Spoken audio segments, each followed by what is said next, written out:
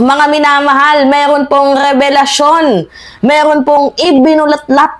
Ito nga pong si former Senator Antonio Trillanes patungkol nga po dito sa pande-delay at dito nga po sa pagpatay ng impeachment ni Vice President Sara Duterte. Actually, hindi lang si Trillanes yung nagsalitang unconstitutional. Sobrang dami pa. Sila Barry Gutierrez, yung IBP lawyer, yung mga law expert, diba? Ang dami nang naghayag ng kanilang pagsuporta na hindi unconstitutional, mga minamahal, ang magkaroon ng impeachment kung sakaling itutuloy ito from 19th to 20th Congress.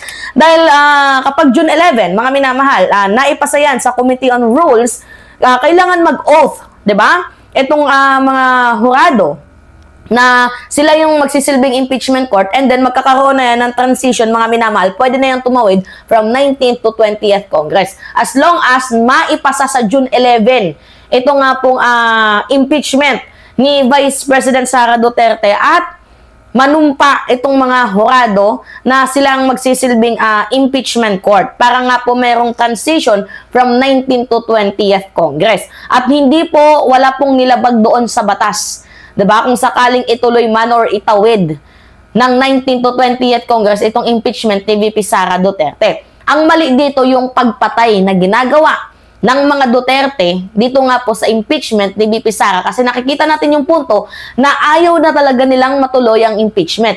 Hindi na numero yung kanilang hinahanap. Huwag na lang talagang ituloy ang impeachment. Yan po yung aking nakikita at aking napapansin. Alright, ito yung sinabi ni Trillanes. Unconstitutional yan at ito ay dereliction of duty. Bakit tinutulak ito ng mga pro-Duterte senator? Kasi natatakot sila.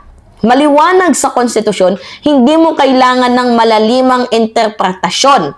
Pero binabaluktot ang interpretasyon. Precisely, merong agendang pigilin ng impeachment trial. At yan po, mga minamahala ang aking napapansin. Hindi na nila ngayon care ang numbers kasi they have a numbers. Ang care na lang nila ngayon na wag na talagang ituloy ang impeachment. Kasi doon po mabubulatlat, diba, ang katotohanan ng mga prosecutor, ng mga paglabag na ginawa ni VP Sara Duterte. Hindi pa ba kayo, diba, naririndi sa sinasabi ng taong bayan? Almost 88% ng mamamayang Pilipino gusto na nga pong ituloy ang impeachment ni VP Sara Duterte at sinisigaw na convict Sara now. Hindi ba pa kayo naririndi sa tinig na pagtindig ng taong bayan at beside pambababoy yan sa ating konstitusyon at nasisira yung reputasyon ng Senado? Ano yung sabi ni Tito Soto, 'di ba? Sinisira nyo ang reputation ng Senado na supposedly February 5 pinroseso na yan. Ano yung ginawa ninyo? Hinarang ninyo, 'di ba? At sabi din ng mga IBP lawyers, kung pagbabasihan natin ang konstitusyon, pwedeng ituloy ng 19th Congress to 20th Congress itong impeachment. At kung ang tinutukoy naman dito is sa paghain ng draft resolution ni ni Bato de la Rosa, hindi po pwede yon kasi bilang isang impeachment judge sa impeachment trial ni VP Sara Duterte, supposedly dapat neutral ka. Hindi trabaho ng senador ang ipagtanggol ang taong sinasakdal. Diba? Nagigets ninyo, mga minamahal? Kaya malinaw po ang focus ng mga Duterte na patayin ng impeachment. Kasi may number na sila. Hindi na to for acquittal yung habol nila. Na hindi ma-convict, ma-acquit. Hindi na yun eh. 'Di ba? Ang habol na nila ngayon is patayin ang impeachment. Kasi posible, mga minamahal, na pagdating ng panahon, 'di ba, pwedeng magamit itong mga ebidensyang ito laban kay Vice President Sara Duterte. Actually, sa madaling sabi naman talaga, bakit matatakot? Kung walang kasalanan, di ba sabi ni Duterte, bloodbath? Oh, ito na yun, bloodbath. Labasan, haina ng ebidensya. Meron bang bloodbath na kailangan mo pang utusan? Yung mga kawani mo, mga alipores mo na maghain ng draft resolution para pigilan ng impeachment? Meron bang bloodbath na kinu-question ang impeachment? Di ba nanggaling na mismo sa bibig ni VP Sara Duterte na sige, ituloy na ang impeachment. Kasi, gusto niya ng bloodbath. Gusto naman pala ng bloodbath, mga minamahal. Bakit parang mukhang may natatakot? Mukhang may nagtatago. Di ba? Nagigets din yung mga minamahal. Kaya nga sabi ko, There must be something wrong sa mga senador na to. Mukhang ayaw nilang mabisto na baka sila mismo gumagawa din ng hindi, ng hindi kaaya-aya or sangkot din sa mga anomalya. Kasi simple lang naman, panagutin itong si VP Sara Duterte sa pagnanakaw ng kababayan kung meron man na pagnanakaw. Kaya nga siya hinaharap, 'di ba, sa due process. Actually, buti nga siya binibigyan ng due process, si Dilima nga hindi. 'Di ba? Gets ninyo? Si Dilima hindi binigyan ng due process. Samantalang itong si Sara, dinadaan siya sa rule of law, dinadaan sa due process. Kaya ano itong ginagawa ng ibang mga senador na grabe naman lang ang pagtatanggol? Ano ba kayo? Senador ba kayo ng mamamayang Pilipino or senador lamang kayo ng mga Duterte?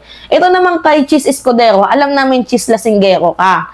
Walang problema yun kung nireklamo ka ng ina ni Heart Evangelista way back 2014 na ikaw ay walang respeto, bastos at lasinggero. Walang problema sa amin yun kasi your past mistake doesn't define you kung anong ginagawa mo ngayon. Pero Chis, wag mo namang patunayan na wala ka talagang respeto up to this moment. Kasi yung mamamayang Pilipino, supposedly pinaglilingkuran ninyo, hindi yung nakabase lang kayo sa mga personal and hidden agenda ninyo, mga self-serving kayo, meron kayong gustong mataimtim sa pwesto. Wag naman sanang kayong ganon. Ipamukha nyo naman na bilang isang public servant, naglilingkod kayo sa mamamayang Pilipino kasi nakakaiyak, mga minamahal. Isipin mo tinaguri ang Senate President pero siya pa mismo ang humaharang sa impeachment na matagal na pong isinisigaw, inilalakad, 'di ba mga minamahal? Talagang pinapatron ng mamamayang Pilipino kasi lahat naman tayo gustong malaman ng katotohanan. 'Di ba sino ba naman ang deserve na fake news? 'Di ba wala? Sino ba naman ang deserve na ninanakawan tayo? Na tayo yung taxpayer, tayo nagpapakahirap para sa sweldo nila tapos nanakawan tayo. Nagigets ninyo mga minamahal? Supposedly yung pera na yan dapat panggawa ng mga public roads, bridges, hospitals, 'di ba? Pero nang nangyari, napupunta sa bulsa. 'Di ba? Yung pera na yan dapat supposedly napupunta sa mga estudyante na nangangailangan ng books, school supplies, tables, laptops, 'di ba? Chairs, and school mismo. Kasi nangyayari, ibinubulsa. 'Di ba? Nagigets ninyo? So, kailangan panagutin ang taong merong pananagutan dito nga po sa pagkakasala na ito.